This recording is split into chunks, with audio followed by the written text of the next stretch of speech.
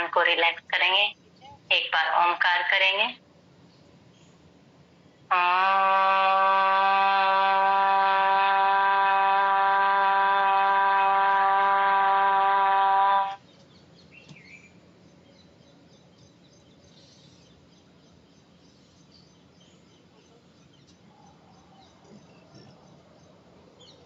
ॐ भूर्भुवस्वः तत्सवितुर्वरेण्यं भर्गो देवस्य धीमहि धियो यो नः प्रचोदयात्।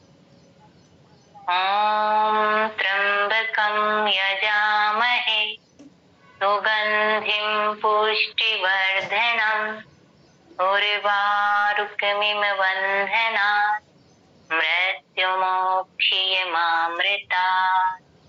ॐ सहनावतु सहनौ भुनक्तु सह वीर्यं करवावहै तेजस्विनावधीतमस्तु मा विद्विषावहै।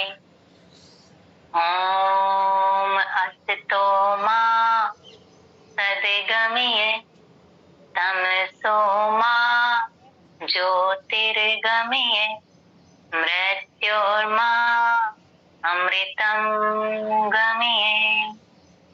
ओम परमात्मने नमः। दोनों हथेली को आपस में घर्षण करें और जो ऊर्जा हमने मंत्र उच्चार से प्राप्त की है अपनी आंखों पर रखे। इस तरह से हाथों की हथेली को और मुस्कुराते हुए चेहरे के साथ खोलें। चलिए, जैसा कल हमने पढ़ा सीखा कि थायराइड क्या है और यह हमारे शरीर में क्यों उपयोगी है और इसके इम्बैलेंस हो जाने से हमारे शरीर पर क्या प्रभाव पड़ता है। तो सबसे पहले तो यह जानना बहुत जरूरी है, क्योंकि हर किसी को थायराइड नहीं होता कि किसी को ही थायराइड क्यों होता है। और थायराइड का हमारे शरीर में सबसे बड़ा उपयोगी उपयोग क्या है, क्या योगदान है थायराइड का हमारे शरीर में, यह जानना बहुत जरूरी है। थायराइड ग्रंथि का हमारे शरीर में योगदान क्या है। यह थायराइड ग्रंथि हमारे दिमागी विकास के लिए, हमारे डाइजेस्टिव सिस्टम के लिए, हमारे बालों की क्वालिटी के लिए। आपने देखा होगा जिनको थायराइड होता है उनके बाल बहुत ड्राई और फ्रिजी हो जाते हैं। हमारी स्किन के लिए, हमारी हार्ट बीट के लिए और हमारे वजन के लिए और हमारी भूख के लिए। कल मैंने बताया दो प्रकार के थायराइड होते हैं, एक हाइपर एक हाइपो। हाइपर में क्या होता है, हम डाइट भी अच्छे खा रहे हैं लेकिन वजन हमारा फिर भी कमजोर होता चले जाता है, व्यक्ति यानी वीक होता चला जाता है, उसका वजन गिरता चला जाता है। और हाइपो में क्या होता है, उसका वजन बढ़ता चला जाता है। ये कंडीशन होते हैं जिन महिलाओं को इस तरह से अगर उनका वजन बढ़ रहा है, उनके शरीर में मांसपेशियों में दर्द रहता है, उनकी हड्डियां वीक हो गई यानी कमजोर होता है, पेन रहता है हड्डियों में, उनको ठंड बहुत लगती है, तो एक बार अपना चेकअप कराएं अगर किसी को ऐसे सिम्टम नजर आ रहे हैं।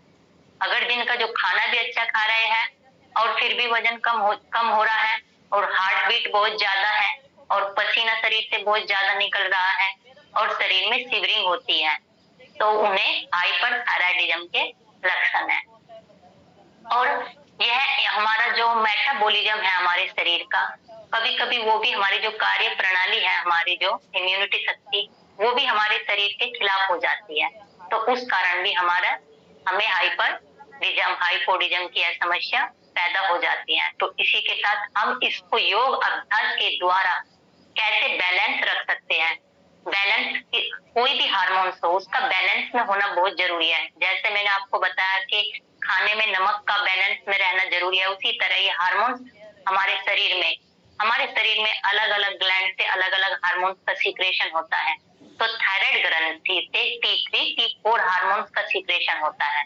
ये सब बातें मैंने कल आपको बताई थी, आज फिर मैंने रिपीट किया है जिससे आप अच्छे से समझो, आप नहीं भूलो कि हाइपो हाइपर क्या सिम्टम है इसके, क्या इसका योगदान है इस थायराइड ग्रंथि का, और T3, T4 क्या है, ये किस प्रकार का हार्मोन्स है।